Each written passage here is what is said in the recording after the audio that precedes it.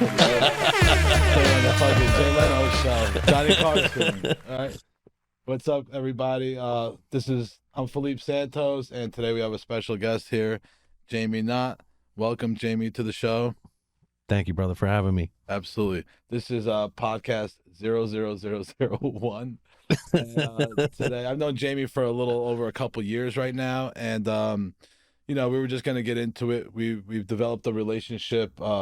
We've done a bunch of things together too. We know the same people, so I thought it was fitting that we just like talk a little bit and hear a little bit about his story and how did he get to where he's at. You know what I mean? What were his beginnings? So if you want to start there, Jamie, so show's all yours.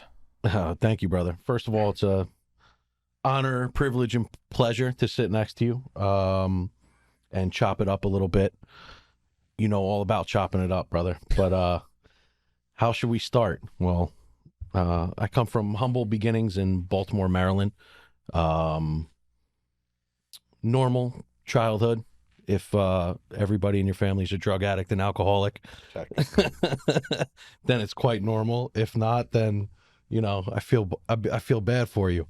So some of the things I remember when I was a kid, playing a lot of sports, running around, just doing normal childhood activity. Some of the other stuff I remember is, mom getting thrown down the stairs, fucking groceries flying, being left at the front door, told from your father that you're another man's child, and that other man happens to be a one-eyed black man that sits at your mom's bar and drinks 9 hours a day. So, you just take it all on the chin and you use it as fuel. And, it builds character and makes you a different kind of human being, makes you unwilling and unable to accept no as an answer. And, I've kind of learned how to harness that energy and face it in a positive direction. And, life is beautiful today, man. Things are just different. Things are just good. Perspective is all I have. Mindset is all I need every day when I wake up. Just the positive flow and output and outpouring of love from my friends and family and employees is, keeps me going on a daily basis. But, let me interject really quick. Yes, sir. Are you just to get a little background, like, are you an only child? You had brothers and sisters during that time? I have one brother. He's 2 years and 2 months older than I am.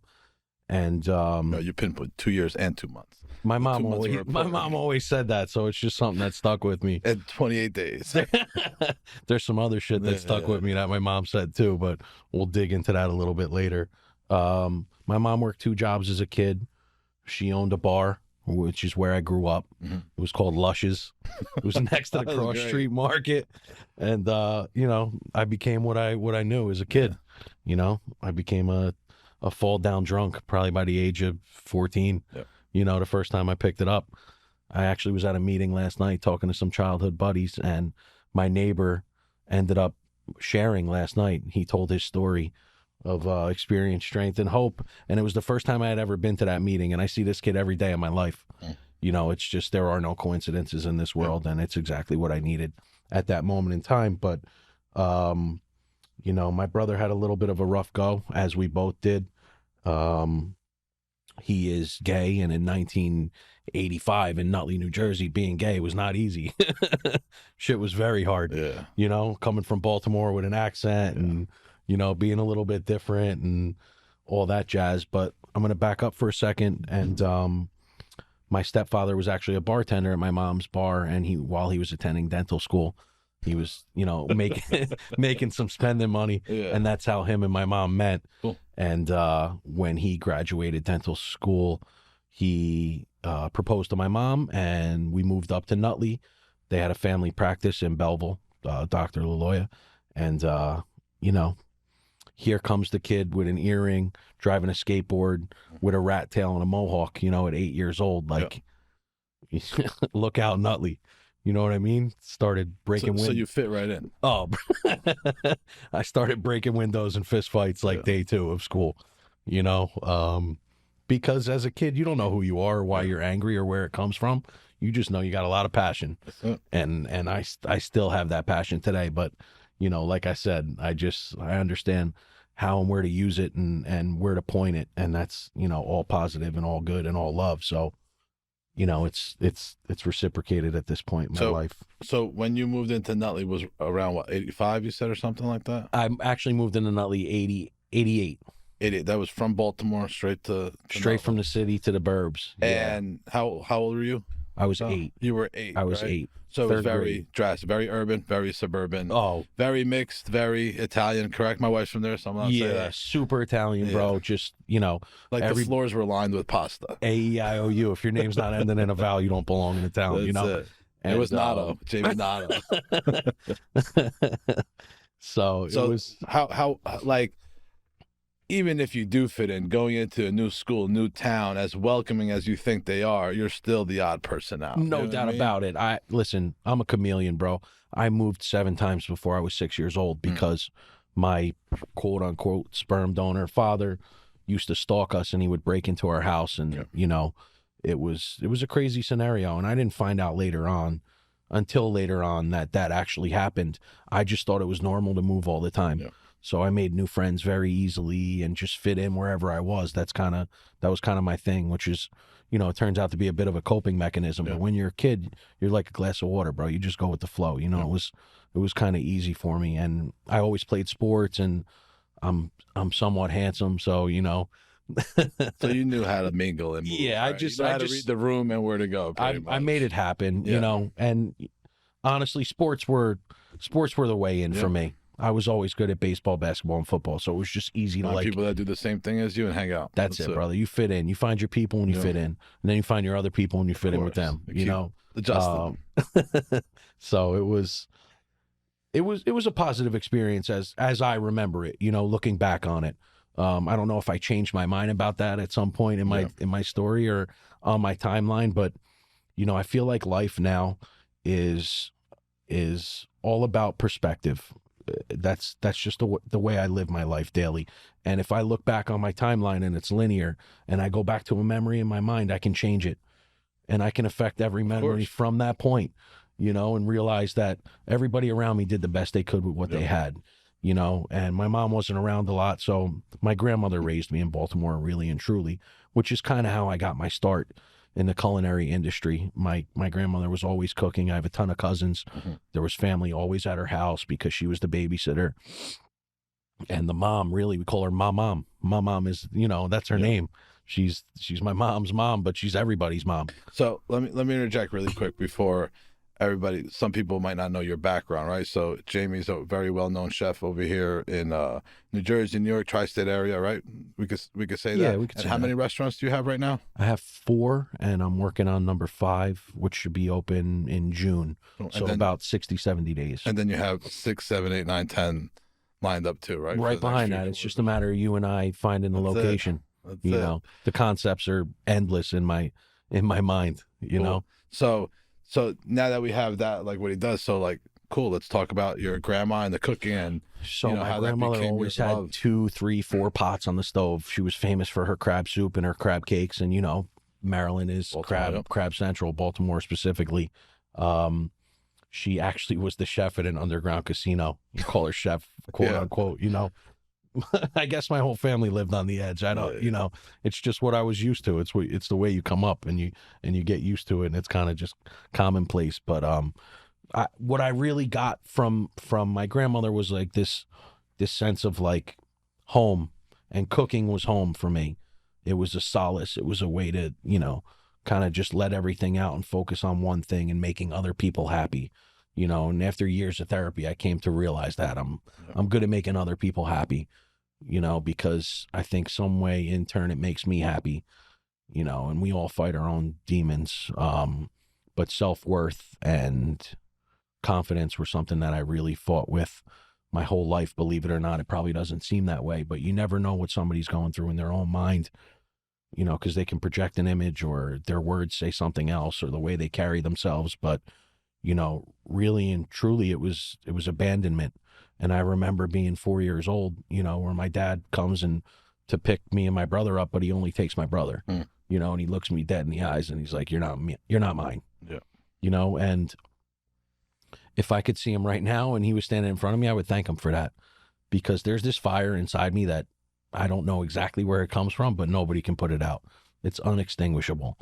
And really, you know, being an addict and a alcoholic for life, just it's a quenchless thirst. It's a race with no finish line. It's a roof that doesn't exist. There is no ceiling in my life, in my world. And you have very similar thoughts and feelings and emotions, and that's why you and I just click. I mean, it's, you know, as long as it's going for good, that's all that matters.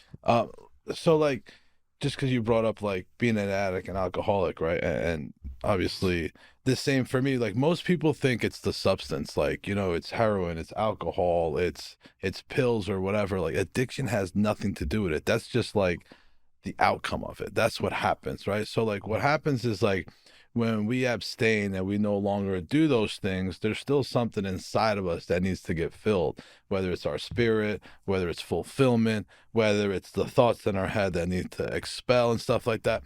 So I know for me, it was like, it wasn't as easy as like, cool, I stopped getting high, I stopped drinking. Like automatically life got good, right? Because I'm not getting locked up, nothing's happening, right? Maybe not everybody trusts me, but like it's automatically I got a bump in pay because now I don't spend it all, so I have this excess. It's really fucking obvious and really good.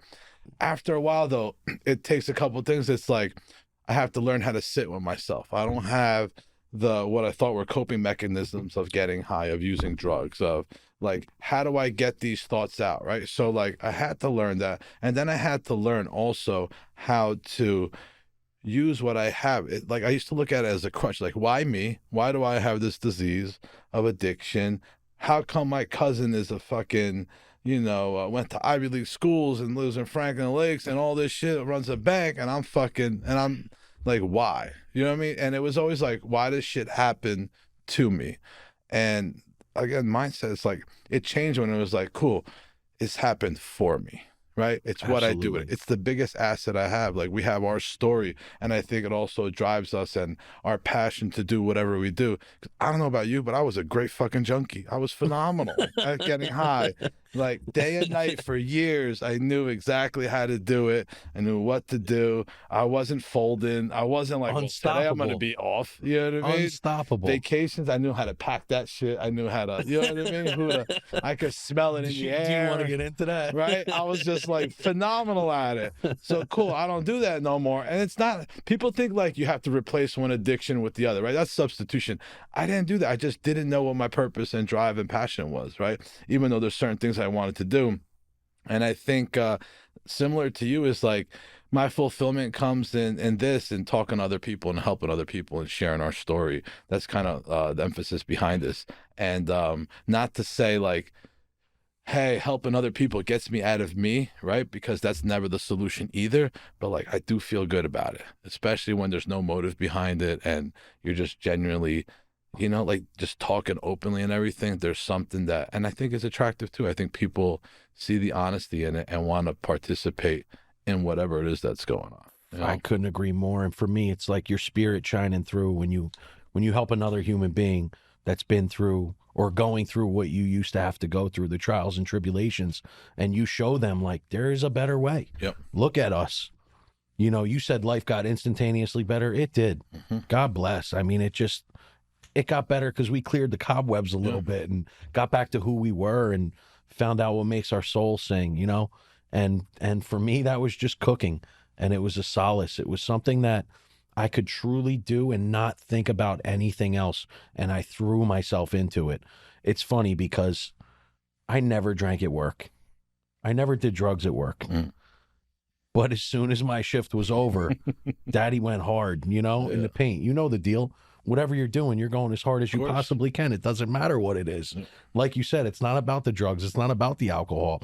You know, if we were throwing caps in a barrel, we would do it for 7 hours until you hit 80 in a row. Yep. That's just the way life is. That's how our brain and minds work. And like you said, it's your biggest asset because it pushes you and motivates you every day. And now you understand how to control that and utilize that to your advantage. And that's really the key to it.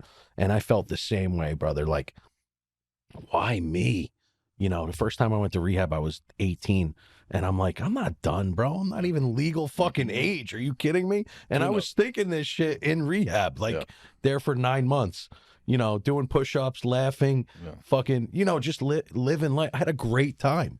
Truly, because I got back to who I was, and all these kids were clearing up mentally and physically and spiritually, and I think that's such a big piece of what we got away from in today's society is our spirit. We're meant to help other people. We are meant to, just be good and do good and feel good and live our life the right way. It's so much more fulfilling. It's, I used to always think that I was missing a party or missing this or missing that, or bro, there's no such thing. There's nothing better than watching your kid hit a softball for the first time or run down the street or stand up and walk, or, those are real fulfilling moments. That's the stuff that just, that makes your spirit shine, man. All that other shit, it's just fluff, bro. It's the most shallow shit on the planet. But, that's all I knew. From the age of 12, the first time I felt less than, I hit a drink and I was like, wow. Disappeared. Wow, bro. What is this magic potion? I drank a bottle of Goldschlager and blacked out. I fucking stumbled. Of course, all your problems went away after that. I stumbled into Dunkin' Donuts and downed a large coffee. And I still, to this day, have a over-acidic stomach because I burnt my esophagus all the way fucking down to the stomach lining. Because how hot Dunk's coffee are. It's blazing. Fucking John Blaze stumbled in my house an hour and 40 minutes late, walked in the side door at 15 Wayne Place and fell down the basement steps. And, that was the first fucking time I ever touched a drink. Army crawled into the bathroom and vomited for 45 minutes. Came upstairs, and my parents were just so, like, disoriented and disappointed and all that jazz. Like, they didn't know I was a bad kid because all they did was point at my friends like, you're hanging with the wrong people. And I was like, I am the wrong fucking people. Back then it was like your friends. It's like, it's really me. Yeah, you have no idea. Their parents need to watch out for me. We egg each other on, bro. And I just remember my mom going off, like Snoopy's mother on the phone. And I looked at my dad and I was like, how the fuck are you married to her? And they were just, bro, they lost it. They were like, get the fuck out of here, And I remember my mom coming upstairs the next morning, like waking me up with fucking pots and pans and garbage can lids and, go mow the yard, go clean the pool, go fucking, put me to work. And when you're 12, 13, there's no such thing as a hangover. I popped right the fuck up and went and mowed the lawn and got punished for a month. And, that was it, bro. But I was punished my whole childhood, always and forever. But they always let me play sports, which is kind of where I just let all that excess energy out until I found drugs and alcohol. I played up until the middle of freshman year. I remember the first time I got high. This kid, Vinny Stokes, shout out player. I don't know what he's up to now, but God bless. We smoked on the bridge behind the high school, and I was like, yo, what? And then you put alcohol and booze together, bro. What a combination. Then you throw a little powder in there when you get a year older, and then ecstasy hit in 1992. I had those Mitsubishi turbos come over from Holland, and that's it. Game over, bro. Yeah. You know what I mean? It was fucking every Friday was like, I would have a nickel bag or a dime bag of herb. We would go to Newark every day. We went to Newark every fucking day. I was the one who had to go out and get the shit because, I don't know, I was from Baltimore. I guess I understood the language better. You know what I mean? So nickel bag, a fifth of vodka, a pack of Newports, 2 blunts. What else do you need, bro? There were $1.90 from Warrico on Franklin Ave, and that was my weekend up until drugs came in. And then it was all that plus that. And then then I was getting high every day. Then I was drinking 4 days a week, and this is high school. Like, you're supposed to be in school, like getting an education. But I was getting my street education because that's what I was addicted to. It wasn't getting high off of things. It was getting high, period. The adrenaline, fucking stealing hood ornaments or shoplifting or whatever it was, we had to be breaking the law in some way, shape, or form just to feel something. And I think, looking back, it's probably just an attention grab. Like, hey guys, I'm hurting inside. I'm a scared kid hiding from my fucking dad throwing furniture. Somebody come help. But back in those days, dude, you were just a bad kid and you got suspended. You get pushed away. That's it. And I'm like, you're going to punish me by kicking me out of school? Yeah. How the fuck? That's not a It's punishment, gonna be worse, bro. right? You know what I'm saying? You're actually, this is what I've been waiting yo, for. are you kidding me? Suspended for 3 days? It's a fucking party. And once you're old enough and you just realize you don't have to listen to your parents anymore, I just stopped coming home, bro. It was like, 15. There's no cell phones. How the fuck are you going to find me? Are you come get me? I can't imagine. My daughter turns 15 tomorrow. If she was doing that shit to me, dude, I don't know how I would react. But I know I learned enough to be a good human being and a good parent and let my kids be who they are without controlling them, but showing them, right from wrong in the most positive of ways. And my kids are nothing like me when I was a kid. I mean, the exact opposite. My daughter gets up, makes her bed, and cleans her room every day. Straight A student. Like, you couldn't catch me in class unless there was a pretty girl that I was trying to hook up with. And that's the only reason I would be there. Or I had a new shirt on or some kicks. I would come hang out in the senior parking lot, bro. Fashion show. That's what high school was for me. I say the same thing. My son's, he'll be 12 in June. My daughter's going to be 3 next month. My son is like, sometimes I question it because I was so bad. And it's easy for people to say I was so bad. I was so bad. I'm an only child. My parents went to work all day, left me alone, in the urban area.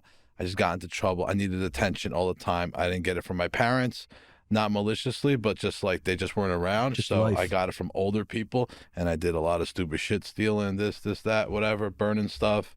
I was a class clown. It was all attention, and I thrived on that feeling of like, ooh, they're laughing. Ooh, I get something. You know what I mean? Ooh, they want to beat me up. Like, whatever the fuck it is, right? But I'm getting attention. Eyes are on you. And the fact that my son's not like that blows me. He's like kind. I wasn't kind. And I know, like, when you're like, oh, kids are innocent, like, I was an asshole. Me too. Like, I was just so mean, so nasty. I talked back. I was just jumping in because, like, my son is like complete, night and day. Chill, like, he's respectful. Everybody's like, he's a great kid. I'm like, yeah, no shit. Like, how the fuck did that happen? I was same way, bro. Like, gifted a gab, but I didn't know how to use it to my advantage unless I was in trouble. Yeah. And then I turned it on. Then you become charming when you got to work your way out of a hole. But to get myself in a hole, everybody, I had the worst mouth. Just possible, especially jokes. And I had I know how to get you. Get it, bro. I know the buttons. Yeah, I would use everybody's shit against them all the time, constantly. And I found out later in life it's just a defense mechanism. Yeah, correct. It's fear. It's fear based. It was for me, and I was afraid of letting people get close because they would just leave. Once they loved me and found out who I really was, they would run the other direction, bro. And that was my biggest fear. So don't fucking come close, dude. Play defense all year. Exactly. Yo, I'll spit venom in your eyes every fucking chance I get. And I still have the ability to do that, but I know how to control it today. I know how to use it for good. And so cool. You're in high school, you're getting high, they're expelling you or suspending you or whatever. Do you know what I mean? You went to rehab, you know what I mean? You did a vacation. So, and we talked about your cooking a little bit, right? So, like, when did you get into, like, how were you doing in life? And when did you went to culinary school? I went to culinary school. So in high school, they had home ec class. I took it 4 years. It's the only thing I really enjoyed, that photography, anything like art-based or design. I loved. That was the only time I really showed up. So I put myself on work study when I was a sophomore, and I went to work at CVS. And I remember Joe Zara was the vice president at the time, and he calls me down and he's like, Jamie, you haven't been in chemistry in 43 days. I was like, oh, Mr. Zara, I'm on work study. He's like, did you think to tell anybody? Yeah. Congratulations, you got a job. You got to fill out some paperwork, you know? He's like, it's probably the best thing in the world for you, but, that's not how things work. And that's how it worked in Jamie's mind. I was the only human being on the planet, player number one, just walking around doing whatever the fuck I wanted, whenever the fuck I wanted. And I worked at CVS on work study. And I remember the manager, Gina. I hope this doesn't get anybody in trouble, but every Friday I would take $200 out of the register and 120 milligram Xanax. every fucking Friday, dude. So I sold pills through high school, and I sold weed, and everybody would smoke at my house because my parents both worked till late. So I had 6 or 7 bongs behind my fucking couch, you know, and they would come by from me and get high with me. Life of the party. Yo, that's what it was. You had the center of attention. That's it. I had to be that. Yep. I couldn't be a little bit of it. I had to be all of it all the time. Yep. And so the home ec thing was cool, and I really enjoyed it. And out of high school, I had no clue what the fuck I wanted to do with myself. But I always worked in restaurants. My first job was at the Franklin Steakhouse on Franklin Ave. I was a busboy when I was 13, and I made $10 an hour cash plus tips. I mean, I was crushing it, bro. Yeah, I was like Scrooge McDuck, fucking teenagers. You know what I mean? With no bills. Yo, with 0 bills, just swimming in it. So I always had new sneakers. I always had weed. I just, you know, like that's what was important to me. Fresh gear and drugs in my pocket, you know, and I was the guy. So I got fired from the Franklin Steakhouse when I was 15 for drinking behind the bar on St. Patrick's Day. I was taking shots of Jameson. And when the owner came up to me, Johnny Maggs, I was like offended. I was like, what do you mean, bro? Like, I've been drinking for years, dog. This shit ain't new. And he's like, I can lose my liquor license. That's our whole business. You know, we have 40 employees working here. Just tell me who gave you the shots so I can fire them. And I was like, no, they need this job more than I do. I'll get a job anywhere. And he's like, I hate to fire you, but clear your locker out. You're done, kid. So, you know, tail between my legs, I went and got fucked up. Because, you know, you're celebrating or, you know, crying. Win or lose, it's a celebration. Yeah, it's always a celebration, Give bro. me a reason to get out. Yeah, please give me a reason. Absolutely. You know, like I need one. You left me, I'm going to go get fucked up. Yeah. You hooked up with me, I need to celebrate. It's always. You do not need a reason. You know as well as I do. So I went and worked at a local place called Scuttlebutts. It was on Center and just off of Franklin, around the corner on Center Street. The family's name was Fitzsimmons, and Michael was a culinary school graduate, and I was a busboy there for like a year and a half. I was always late, bro. Always for everything. I went to private school when I was a kid, private Episcopal school, and we had church every morning. That's where class met. And my mom was late for everything, bro. Still is to this day. And I was late every day walking into church. The shame of like the door closing behind me every fucking day. I remember it like it was yesterday. I was an altar boy, you know, and we got to drink the wine because it was an Episcopalian church. I remember tasting that shit, bro, when I was 7 years old. Like, this is delicious, dude. Yeah. Like that's what I thought, you know, at 7. That's how I was an addict and an alcoholic way before I picked up anything, any mind altering substance. It was just different, whether it was a fight or it didn't matter, bro. I was addicted to all of it all the time. But Scuttlebutts, I was never ever on the floor where I belonged, where a busboy should be, clearing tables and, you know, pouring water. I was in the kitchen. And finally, one day, Michael was like, if you're going to be in the fucking kitchen all the time, why don't you just work in the kitchen? Because we're paying you to be here. You might as well do something, you know? So that was that. He showed me how to cook, and it started from there. Mashed potatoes, and like, he used to have this dope chicken dish. It was a pounded stuffed breast with roasted peppers and manchego cheese with like a pepper cream sauce and these crispy onions on top with mashed potatoes. The dude was a great cook, bro, for what that was. I mean, his food was delicious. And I got, you know, the basics from him. And then after high school, college was not for me, as you could plainly see. So I moved up to Boston with my brother. He went to Emerson, and I got a job at a restaurant that he was working at called Sophia's. It was a Spanish tapas lounge that had live music every night. And, you know, I sold ecstasy and marijuana for 2 years when I lived with him, and we lived in a four-story penthouse because my brother's roommate's dad patented a Pentium processor chip. Oh, wow. So we had it. I actually know what that is because I put them in mine. Yeah, you know that. We had a 911 turbo and a QX4 with 23-inch rims and a system. So same shit continued. Yep. That's it. There was never consequences. I never got really in trouble. You know, life was a party. And when my brother graduated school, I moved back in with my parents, and my dad was like, you're not going to have any direction. You're not going to live here just fucking off like you've been doing your whole life. You love cooking. Go to culinary school. And turns out to be the best thing that ever happened to me. I went to culinary school. I graduated second in my class with the worst attendance in the history of the school. And, you know, the rest is somewhat history. I worked in the city at various restaurants for 14 years. I did my externship at a French Moroccan bistro called Cafe Central in the MetLife building. And it was a big, busy ass bistro. And I got my fucking dick kicked in every single day. I would be, you know, in the fucking bathroom crying at the end of the night. I was in way over my head. I did my externship there, so I had to do, I think, 400 hours, but I was already working there. So at that point, I couldn't afford to keep up with the Joneses and not get paid for an externship. You know, like every 19-year-old, I probably had $30,000 in credit card debt already and shit, because, you know, I was out every day, everywhere, all the time. Always wearing new shit, you know. It's just who I was. That's the primary job. It's a full-time job, bro, to keep up, you know.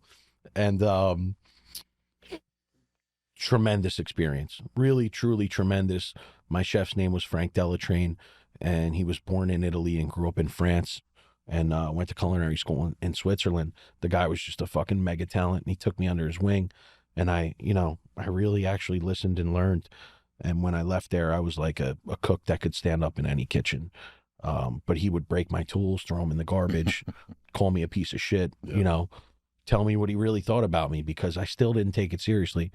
I dated any person, any female on the wait staff, or, you know, I thought that was part of my salary.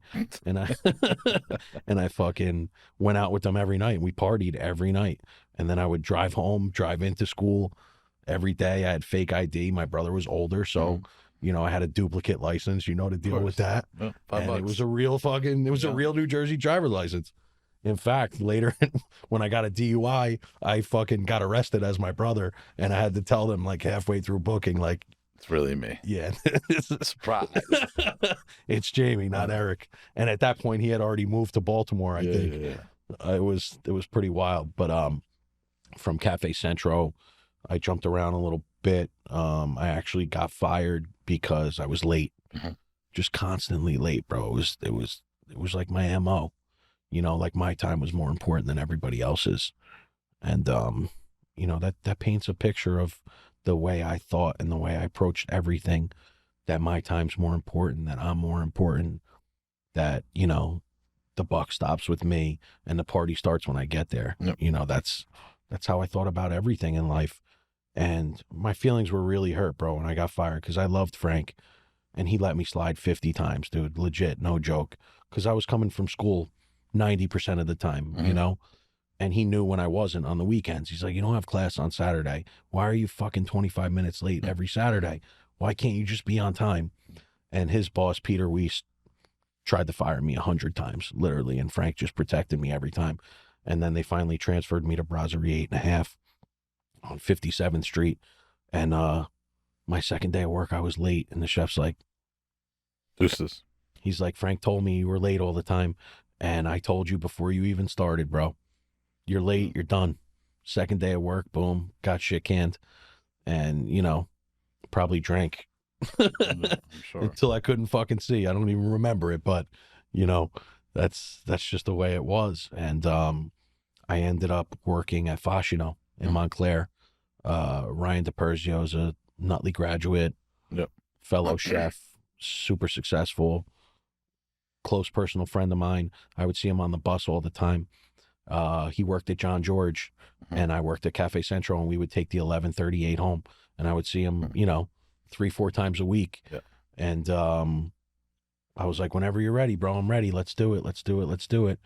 And when he, you know, his family found a spot and they had a concept and a menu, he hired me. I was the opening sous chef or chef de cuisine, whatever you want to call it. And we had a good run there, bro. And somewhere in there, I went to rehab and stopped drinking for a year. I don't remember whereabouts it was, but, you know, I've had a couple vacations. Tune-ups. Change the oil, rotate the tires, send them back out. I've had 4 or 5 trips, you know, to school, to college. It didn't stick until I was 27. You know, my daughter was 1.5. we were living with my parents, and my wife was pregnant with our second kid, and I lost a job. And I just remember coming home on the bus and picturing my wife's face. You know, people relied on me at this point in my life. It wasn't just me being a stupid teenager fuck up. You know, now I was a dad, and these humans didn't ask to be brought into this scenario and situation. And I remember coming home, and I walked in the door, and it was a time that I shouldn't be home. You know, and Krista looked me dead in the eyes, and she's like, "You got fired, didn't you?" And I was like, "Yep." And that was it, bro. That was my sober date, was 1/1/10, January 1st, 2010. You had to wait for New Year's to be over. You're like, look, I gotta. Yeah, I went hard on New Year's, and that's the reason I got fired. Yeah. I went up, at that time, I was the chef at the Aventi Hotel, and we had a roof deck. No, I'm sorry, not the Aventi. Across the street from It'll Come to Me. That's how much I valued that job, huh? But New Year's Eve, I went upstairs. We had a roof deck, and we had a big party that night. I drank 2 bottles of tequila, and I blacked out. That'll do it. They showed me video later on. I was groping all the cocktail waitresses and shit. And when I came in the next day, I was 5.5 hours late. On top of it. Should have just stayed at that point. I was 5.5 hours late. And as soon as I walked in the door, the GM's like, Jamie, you know, we have ownership and HR on the phone. We're gonna do a group call. And walked in the office, did a call, and Jeffrey was like, Jamie, you have a real problem, and we have it all on camera, and we've talked to everybody already. We can't have you on property anymore. You're a liability. Yep. But I'll tell you what I'm going to do. I'm going to pay for you to go to rehab, and I'm going to pay you while you're in rehab. We're going to keep you on staff. And changed my life. I didn't drink for 11 years. And not everybody knows this, but about 1.5 years ago, I was at a wedding, and I ordered a ginger ale and got a gin and tonic, and and I drank it, and I had been served drinks accidentally twice before that, but I spit it out. Yeah. So I never felt any type of way about it. It just happened. You know, it wasn't a conscious decision. It was not a conscious decision to alter my state of mind. This one I drank, and it just so happened that my wife wasn't with me because my daughter got sick that morning, so she couldn't come to the wedding. And it was in Connecticut, and I was around different people, but I had one drink, and I didn't drink again. Nobody would know.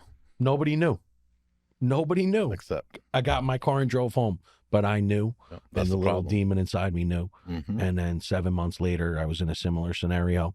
I was at a place called the Rabbit Hole, which is in Blue Steel Pizza. They do these tasting menus up in the back, and with cocktail pairings. And I thought the chef knew that I didn't drink, so they were making mocktails for me. First drink was not a mocktail. Yeah. And I sat there through the 7 course, and I drank every drink. And then I stayed with my boy and had 7 more drinks after that. And that was the second time I drank in fucking 12 years. And I had 14 drinks. And in my mind, I was not even affected. Yeah. Literally, I was like, yo, I'm good. I'm not an alcoholic anymore. It's actually working out. I was like, I'm pretty fucking cured. Yo, I'm good at this now. So I didn't drink again. I didn't even think about it. Came home, wife was sleeping. At that point, I had all the trust in the world back. Yeah. Parents loved me. You know, like nobody questioned anything I did. It was all good. At that point, I had 3 restaurants, you know, and I had built my whole life sober. It's kind of all I really knew, you know, one foot in front of the other, just don't pick up, you know, and it worked, and it worked well. And I didn't drink again after that second time for, I don't know, 3 or 4 months. And then I had another drink, and then I was like, yo, I'm fine now. Like I could just drink socially. But at the same time, the time frames in between drinks are getting shorter and shorter. So 3 months went to 3 days, went to day of, went to bottles in my house. Yep.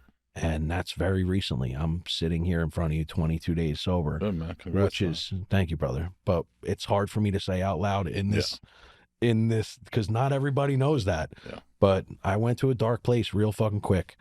Once I thought that I was good, I was too good. Of course. For my own good. And shit got bad real fast. And, you know, my wife just said to me flat out, she's my biggest fan, bro. Loves me more than I love myself. And she said to me flat out, I don't want you to die. And that hit me. And it was a different it was a different way that she approached me for the past year and a half.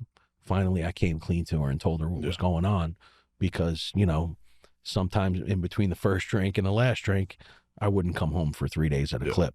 And it wasn't just drinking. It was other stuff. And once you open the door, it's whatever's available. It's, you know, how high can I get? Yep. And, you know, it started to bleed into other parts of my life, and I would miss meetings and not show up for my friends and family and, you know, make excuses. I'm sick. It's whatever. You know, I just started the whole addict behavior again, bro, you know, and it snowballed quickly, and it ended with me having just getting very sick. Thank God I did. And I woke up, and literally, physically and spiritually, I called my wife. I wasn't home at the time. I was dog sitting in a friend's apartment. He was in London. And I was like, babe, I want to come home. I'm done. Yeah. And she said, we want you here. We love you. Come home. Yeah. And I did. And I took a shower, and I went to my doctor's office and got a shot of Vivitrol. Good. For those of you that don't know what it is, it's the most amazing thing on the planet. It basically takes cravings and desires away. I don't know how the fuck it works, but it works.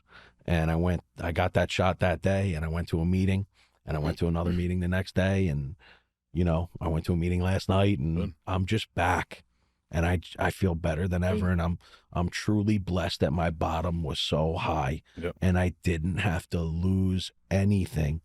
You know, that's unheard of. Yeah. It could have been a lot fucking worse, brother. Most stories keep going until the wheels fall off. Yep. And I just looked myself dead in the eye and said, my kids and family do not deserve this. And a lot of people rely on me now, bro. You know, I got 90 employees. Like, they need paychecks every week, brother. You know, like, that's a big fucking deal. And that's a lot of responsibility. And I think that's part of what took me out too. When shit was too good, you get high. When shit was too bad, you get high. It's tricky because most people think, like, you know, like, I always had a reservation when I first got clean, was like, cool, I could do everything, but if my dad passes away, I don't know if I could do it. If I get married, you're telling me I can't have a drink. There are all these self-imposed, you know, rite of passage things, right? How to deal, how to cope and everything. And, you know, I started hearing other people losing significant others or events happening, and they didn't do that, and they had a better time, and they know how to cope with it. So I had to learn all that stuff too. But, like, it's crazy because, like, we'll paint a picture of, like, what's celebratory or what's grieving, and had to add something with it. And listen, most people do. We are not unique. 90% of the people in the world do some sort of coping mechanism, right? I know for me, I utilize the phone. I utilize people like you. I'll call other people. I do it right away. I talk. I let it out. It might not be the solution, but it opens the door to just it getting out of my brain. Because I got to drain this shit, man. This shit's a fucking swamp up here, right? I got to drain the swamp. Like, I'd get locked up if you guys found out what was going on in my head. You know what I mean? Like, lots of times, a lot of people get murdered. Forever, bro. You know what I mean? I'll show you a lot of that, right? Still to this day. Sickness, dude. But I know, like, when I let it out, raise my hand or write it in whatever aspect, like, automatically, the thing is, most people want the solution. Automatically, just the pressure got relieved and I feel better, and then I could figure out the solution. I could play the tape a little bit so we don't get stuck over there. But no, it's just funny how it's a scary place to get stuck, brother. Scary place to get stuck, especially when we're doing good in life and we're becoming successful and you know, giving back to the community, like all these things that you give, you start. I know for me, like, I'll be in places and everybody's drinking and everybody's celebrating and doing other stuff, and, like, I'm cool with it, but once in a while I'm like, am I the only one not drinking? Am I the only one? Like, and I don't feel any more a sense of, like, I don't belong. I feel I have an advantage. You know what I mean? Right. Because, like, I'm not in that crazy, you know, stratosphere of just, like, right? Like, I think my spidey senses are better. I could, you know what I mean? Like, Absolutely. I could read the room and everything, but it's still The Great Gatsby. It's still once in a while. Do you know what I mean? No It's doubt just about it. like, you know, I've learned how to, like, figure out who I am, love myself. Like, you know, there was no way I was ever dancing or going to a club or anything without drinking or getting high. It just wasn't happening. No I didn't know way. how to do it. And like, I'll go to places now, and me and my wife are dancing, and they're like, "Wow, you get crazier than, and you're sure you don't drink?" And I'm like, "Yeah." And it's not to prove anything. I just, don't give a fuck what anybody It's your thinks. true self. Yeah, and I think like I always searched for that because I always wanted attention, admiration, people to love me. And the deal, like the fact is, like, you don't love yourself, so nobody's going to love you. Like, people will love you, right? But like, not in the sense that you need to fill that, you know what I mean, with yourself. So, finding self-worth, finding out the why. And the why is like a fleeting chasing thing forever. People are like, "What's your why?" And it's like, yeah, cool, but like, it's not going to be the same thing a year from now, a month from now. It's constantly changing. And but I do know one thing, like, and you were sharing it too before, which is like giving back, helping others. You know what I mean? There's a lot of fulfillment in that, telling our story, and building a better community with people like that. I think is one of the, at least one of those holes in myself, and I'm sure you too, gets filled, and it becomes better for everybody around. It's a domino effect. If we're great to ourselves, everybody else feels it. I remember when I first got clean, right? And it was like getting clean is the most self-centered thing you could fucking do for yourself, and selfish. And I'm like, wow, that's pretty shitty to say, right? I'm like, so I have to be selfish? They're like, in every fucking aspect. And they're like, you can't help anybody or do anything if you don't take care of you first, right? And I was like, nah, that's not true. You fight it. What about my kids? That's the first thing. What about my kids? My kids come first. And they're like, no, your kids don't come first. Your parents, your job, nothing. Whatever you put in front of it will disappear. It's not going to happen just like that, but it'll disappear. Once I found that up, and I I had to work on me and figured it out. It was crazy because like the blessings just keep on coming. You know what I mean? Yep. Because you're open to it now. Yep. And that's all you're focused on. And as well as I do, what you think and what you feel is what you become, and what you manifest. And I'm pretty sure that you picked up on the fact that I was avoiding your phone call at all costs. Of course. And when I was reaching out to you on Instagram is at fucking 4:30 in the morning. Did you just drink too much coffee tonight, brother? While I was in Idaho. And I'm like, wait, this guy's hitting me up at 4:30. This guy's hitting me at 4:30 in the morning, like, gotta talk now. Yeah. You know what I mean? And then the next day not answering my phone call, like, because you feel like an ashamed piece of shit. Of course. But that I had to deal with on my own, you know, because there's just certain things that you're afraid to talk about, my partner with, or my wife doesn't comprehend the way my brain works. She's good at helping me now because she comes from a place of love and only love.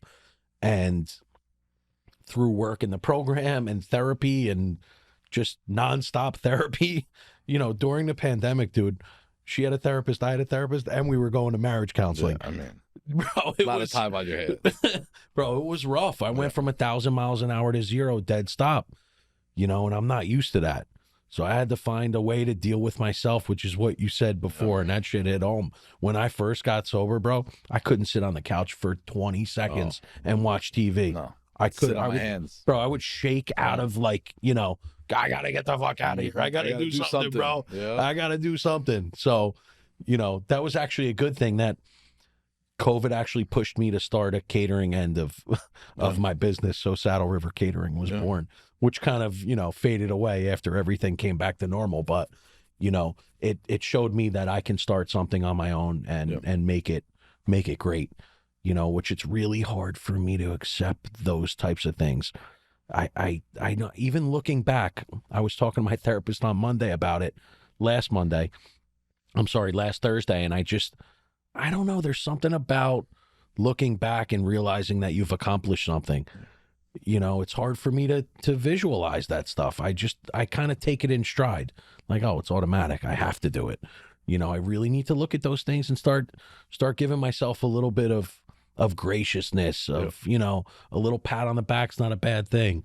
Listen, I learned not too long ago too, like, celebrate all the wins. Like, we as a society don't celebrate wins because sometimes we care what other people think. Look, I grew up, don't let nobody know anything. Close the blinds. Don't buy nice shit. Don't answer the door. Money. Don't watch car. Like, you know what I mean? Like, hide. They're gonna be spiteful. And like, I don't live by that anymore. It's not flex, flex, flex, right? It's just like, no, I'm proud of the accomplishment. For me, I'm fucking impressed by the shit I do. For me, I'm not trying to impress you. If you're impressed, that's cool. Like, do you understand where the fuck I came from? I love that. Like, I came from a fucking urban area, in and out of jails, 18 felonies, like all. You're telling me I should chill the fuck out? Like, I shouldn't be here. Why shouldn't I fucking like I'm proud like when I get a new car, when I list, man, I lost my license for 8 years. How am I getting a new fucking car? Same, Do you know what I 7 mean? years and How 4 am I months. pushing this shit? And the thing should be like, don't fucking judge me. Ask me how you get it, because I'm gonna tell you. Growing up, nobody would tell you how to do it. You remember that? Nice car, they're Hell like, yeah. just work hard. And you're like, fuck you. You mean fucking, well, I'm working harder than you, motherfucker. Yeah, right. So like, I think the times changed too, where like information is so available. And listen, I've also learned like gracious people are grateful, right? And they're like, give information. I knew like anybody comes up to me, not, I ain't nobody in the sense of like, but like if I have a car and they, like, I talk to them, I take the time out, especially young kids and shit, and I'm like, bro, you could get this too. This is what I did. If I could do it, you could do it. And I think the leading by example thing and talking to people and taking time out, I get fulfillment in that. And the best is when you hear somebody like, yo, I talked to you, this, I remember your story, and you're just like, I don't even remember, and I feel bad. And then you're like, yo, that's what's touched one fucking person, and they executed on top of it. Like, there's no money, car, women, there's nothing, and it's not ego. Like, yeah, look at me. It's like, wow, they fucking listened to me. Like, nobody listened to me. You know what I mean? I like, have teachers DM me from high school like, I can't believe what's happened to you in your life. Truly, you know, I would fight with teachers nonstop because nobody could tell me what to do. No, you would do the opposite just to do the opposite. Listen, there was the yearbook, right? And it was like most likely to succeed. I'm like most likely to do drugs and go to jail, right? And I knew it. I knew that was my outcome. I wasn't like, fuck you. I was like, you're probably right, right? I'd like growing up, it was like you're either a gangster / junkie or you're a fucking cop or construction. And I was like, construction's a little too much fucking work for me. And cops, I don't like you guys. I'm like, this is so much easier. And we romanced the gangster life, bro. Course. Like coming up in Baltimore, I looked up to the drug dealers, bro, because they bought ice cream for the kids. They were the nicest guys on the block. Ice cream truck comes by. They always had the fresh kicks. They always had the watch. And they're always buying ice cream for the kids, dude. Cars, everything. Yeah, I mean, you romance the gangster life, even still today. I mean, that's what people look up to, that shit. It's crazy. But, you know, we're the good guy gangsters now. Yeah. You know, just living life right, doing the right things, one foot in front of the other, you know, and going to sleep feeling good and waking up feeling good, bro. There's something about that, like the clear-headedness in a positive sense. You know what I mean? Where you're not foggy. Look, man, we get to, like, we were always like, you know how most people like deal with change? Like, we actually get to make change, which is crazy. You know what I mean? It's like so like I remember like growing up, like, you know how you're like, this is your destiny, or like this is just what you're made for. Like, you just accepted some shit, whatever it was taking, right? And you're like, cool, like, people I was the bad kid. Yeah, like, I'm gonna rock that black sheep. Here I come, right? I'm gonna be the best black Underdog, sheep, baby. best parties, fuck everything. yeah. So like, you know, it's crazy because it's like, once you switch that mindset to like not what happens to you, what happens for you, everything's an opportunity. You get to dictate exactly how you want your life to go. The direction, it might not go like this way and this way. It's gonna, you know, fucking life entrepreneur type shit is like this, right? But you're gonna get there, right? So like, once I got out of my own fucking way and I realized that, and people are like, oh, you think you could do, I'm like, yo, I could do anything. Like, I don't need to have all the resources. I just need to be resourceful. Like, if I want a fucking restaurant, I'm going to talk to you. I want to do this, I'm going to talk to this guy. And if I don't him, I'm going to go find him. It's the same thing I did with drugs. It's not a biggest, this project's just shut down because the cops are there. I'm going to go to Prince Street. I'm going to go whatever. It's the same thing. I just didn't know how to channel my energy, and very compulsive and very like, you know, fucking on, where now I could just like slow it down, understand my thoughts, juggle or fucking weigh and see, is this really good motive and intention, or is this, you know, fulfilling, you know, some bullshit that I have of instant gratification, right? And so, you know, it's look, I'm just excited because I really believe I just begun. You know what I mean? Like, so true. Amen. I'm so curious for life. You're one of the only dudes I know that tells me to aim higher. Yep. Because every time I tell people what my aspirations or dreams are, they're like, that's insane. Yeah. And if people aren't telling you your dreams aren't crazy, you're not dreaming big enough, brother. That's it, man. That's it. That's it, right? Yeah. So dream bigger. Yeah, and that's one of the reasons I look up to you, because I'll say something and you'll be like, why 80 million? Yeah. I mean, if you're Put another zero on it, brother, it takes the same amount of work. Like when we watch movies as kids and shit, and if their dreams and their ideas, they're this enormous fucking thing. Why are we like, nah, that's not realistic? I hate that fucking word. It's not realistic. Or, oh, are you sure? Like, here comes doubt. Boom, boom, boom, boom. Right. Now I got to be careful who I tell, because they're going to shoot it down and this. And it should be more like, listen, I'm a little squirmy, but fuck it. Let's go. You know what I mean? Let's make it happen. And it's for good shit. It's not like, hey, you want to rob this bank? It's like good stuff. We'd probably be good at that too, bro. I mean, but yeah, no doubt about it. So like being more selective with the people. Listen, it's the balance, right? There's people I love that are just like cool where they're at, right? And there's other people that are like, I need them in my life to push. And they don't just come knocking on your door like, hey, we're here to push. You ready? Like, you have to curate it. You have to give to and everything. And so it is, because I don't want to push people to the side because I'm ambitious or just like, I really believe I'm just like just very eager for life. You know what I mean? But you do have to be careful who you tell your stuff to, because especially with like, I speak very open and freely, and I get real excited. And the worst is like, yo, are you fucking serious? I'll be like I go back to fucking 8 years old as a little kid, like, Dad, did you just say I'm no good? Like, I go to that really fucking quick. Bro, that hits home. And it's just like, it's not like, oh, I can't do that. It's all of a sudden, it's just like, I can't do anything. Like, and I'm being dramatic with it, but it really boils down to but I know exactly where you're coming from. If I hear that shit a lot, it's cancerous. I'm the same, bro. Even like, I'll cook for somebody and I'll be like, is that any good? And they'll laugh at me like, bro, do you know who you are? And I'm like, I'm Jamie Knott. I'm nobody. I'm just getting started. In fact, I don't even know if I've started the race yet. Correct. Yeah. That's where I feel like I am every day when I wake up, and people look at us like, stop, bro. Come on. And I think that's why I have a problem celebrating the wins, because I never want to feel like I made it, because I don't know where it is and I don't know what I'm trying to make, but I just want to be great. But you still have to celebrate them. Listen, there's different levels of celebration. You got to show me, bro. You have to let people know, and especially yourself, so that you equate an emotion to it, right? Like, damn, I passed this. Damn, I did this. Damn. That doesn't mean you're throwing parties every fucking day, right? But you celebrate it and you let people, like, look, me and my partner did, like, we high five, like, yeah, small, I had nothing but small wins last week. And last week didn't start off very good, right? And I was like, cool, no big ones. And it was just like, boom, boom, boom, boom. I went into all the different places. Boom, boom, boom. This week continued. At the end of the week, we're like, yo, we got a lot of fucking wins. You know what I mean? We celebrated. Like, yeah, I check up on, how you doing? Fucking great. Me too. Cool. This is what I did. We check, we go down. You know what I mean? We're just talking. And like, those are the like, celebrate little wins. Tomorrow, let's go. I'm ready.